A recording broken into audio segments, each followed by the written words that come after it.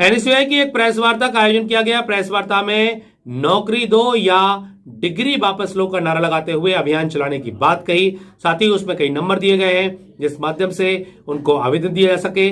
और इस मामले पर प्रेस वार्ता के दौरान एनएसयूआई के अध्यक्ष शुभम तिवारी के साथ कांग्रेस कमेटी के जिलाध्यक्ष अजय टंडन, पूर्व अध्यक्ष रतनचंद जैन, गज्जू चौबे, राशि चौहान के साथ अनेक कांग्रेस के लोगों की मौजूदगी के बीच इस वार्ता का आयोजन किया गया और इस वार्ता में प्रमुख बिंदुओं पर चर्चा भी की गई।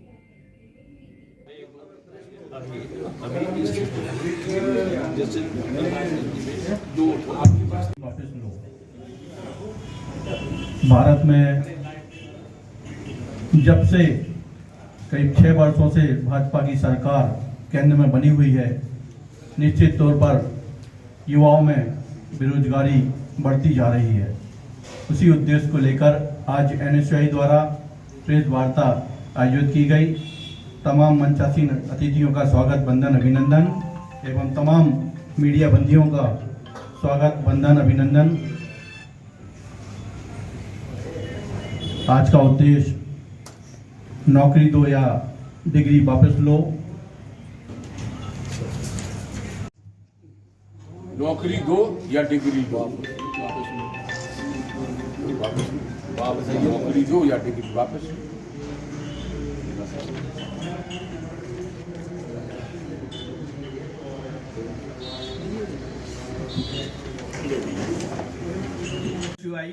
कुल मिला के देश की एक ऐसी आधारशिला है जो देश के विकास के मार्ग को प्रशस्त करती है।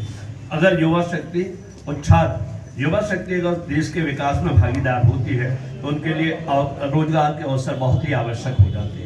पिछली बार केंद्र सरकार ने निर्वाचन से पूर्व स्पष्ट रूप से चाहा था कि हम लाखों लोगों को रोजगार देंगे। क्या इस सरकार ने अपनी सार्थक पहल कर पाई? किसी भी दल विशेष की बात नहीं होती, एनएसयूआई हो या किसी भी दल का राजनीतिक संगठन हो जो छात्रों की बात करने की बात कहता है कि छात्रों के हित में ये सरकार कहीं अपनी सार्थक पहल कर पा रही है। इस बात को देखते हुए एनएसयूआई ने इस बात को आयोजित किया कि हमें या तो रोजगार दो या हमारी डिग्री वापस लो। विदेशों में, बाहरी देशों में जिस तरीके से बात होती है कि यदि आपके पास रोजगार के अवसर नहीं है तो उनको इस प्रकार से पारिश्रमिक दिया जाता है जितनी उनकी शिक्षा होती है उस शिक्षा के परिप्रेक्ष्य में उनको राशि दी जाती है जब तक कि उनको रोजगार न दिया जाए। इस देश की व्यवस्था बहुत ही विचित्र हो रही है। यहाँ रोजगार के अवसर खत्म होते जा रहे हैं। जब सरकारों के पास रोजगार नहीं होती है तो पुराने जो कर्मचारियों को सेवानिवृत्ति होना चाहिए, सेवानिवृत्ति को खत्म करके 4 साल 2 साल बढ़ा के अपने रोजगार के अवसर और भी समाप्त किए जाते हैं। इसलिए युवा पीढ़ी तो रोजगार से वंचित हो जाती है।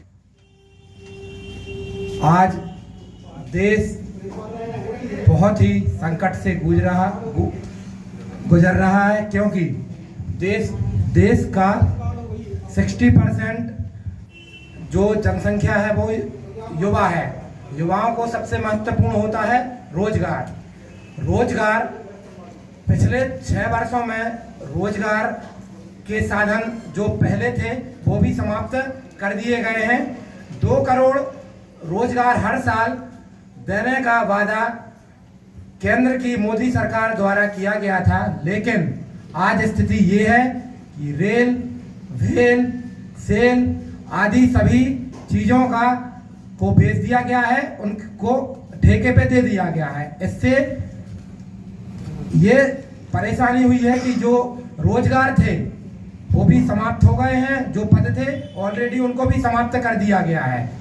देखिए, युवा है बेरोजगार और जो चाहे वो 10th क्लास पास हो, चाहे उसने ग्रेजुएशन किया हो, कुछ भी किया हो, वह अपनी नौकरी चाहता है जो उसकी पढ़ाई उसने की है।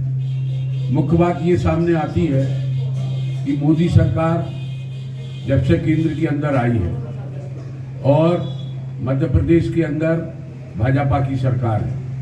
15 साल पहले रही हमारी सरकार को कुल 15 माह काम करने का अवसर मिला। आज फिर वह शिवराज सिंह की सरकार जो कि भाजपा की सरकार है मध्य प्रदेश में काबिज है।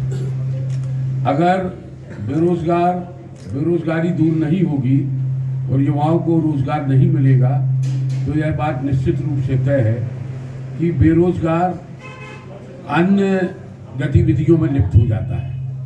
क्योंकि अगर वह बिजी है और उसके पास काम है तो वह यहाँ वहाँ नहीं घूमता, ना ही वह पठान संगत में जाता है। फुर्सत में है, कहीं पे भी पिकनिक मना रहे हैं, कहीं पे भी यारी दोस्ती कर रहे हैं। कहने का मतलब है जब काम ही नहीं है तो जाए कहाँ। दूसरा, अभी कोरोना ने इतना कहर ढाया कि सबके बिजनेस चौपट है। नौकरी दो या डिग्री वापस लो। जब से मोदी सरकार आई है, मोदी जी का पहला वादा था 2 करोड़ युवाओं को हम नौकरी देंगे, परंतु एक कार्यकाल पूरा हो गया और दूसरा कार्यकाल शुरू हो गया। युवाओं को छला है, ठगा है और आज बेरोजगारी चरम सीमा पर बढ़ रही है। मोदी जी को भारतीय जनता पार्टी को सद्बुद्धि दे भगवान। इस मुहिम के लिए एनएसवाई ने अपना ये आंदोलन आगे बढ़ाने का संकल्प लिया है। मैं पत्रकार साथियों से ही निवेदन करता हूं कि एनएसवाई के इन युवाओं को आप लोग भी सहयोग करें, हम लोग भी सहयोग करेंगे और बेरोजगारी का निकाल होना चाहिए, क्योंकि भारतीय जनता पार्टी की कथनी और करनी में बहुत अंतर है, जो आप देख रहे हैं।